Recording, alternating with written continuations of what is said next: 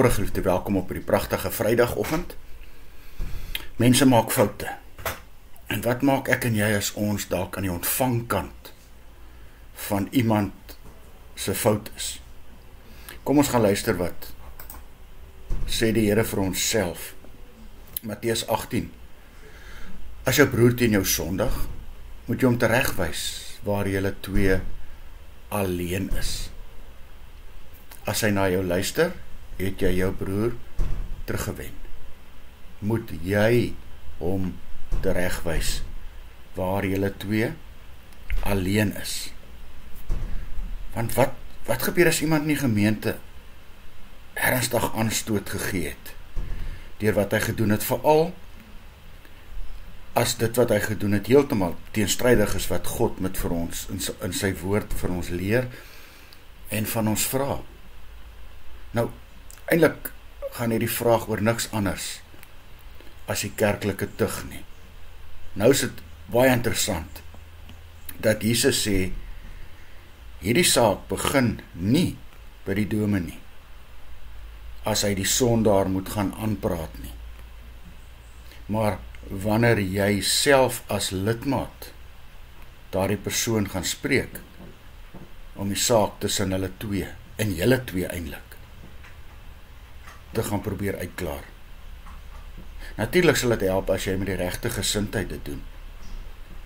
As jy met die hoogte konfronteer, dalk nog voor ander mense ook, gaan jy beslis baie ernstiger, groter probleme veroorsaak. Maar gaan praat, geliefde, in groot liefde en nederigheid met daardie persoon. En eers as dit regtig nie help nie, kan jy begin hulp inroep, soos Jesus vir ons in Matteus 18 verder verduidelik. Maar jy moet eers die bal self aan die rol sit.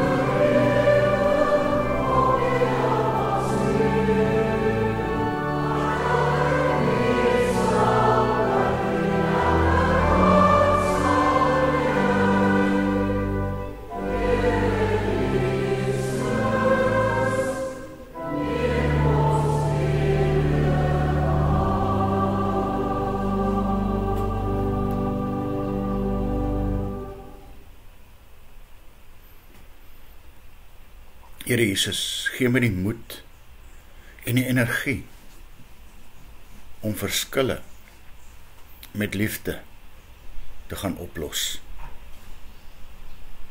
Amen. Mag jy so saam met my geliefde 'n wonderlike dag hê.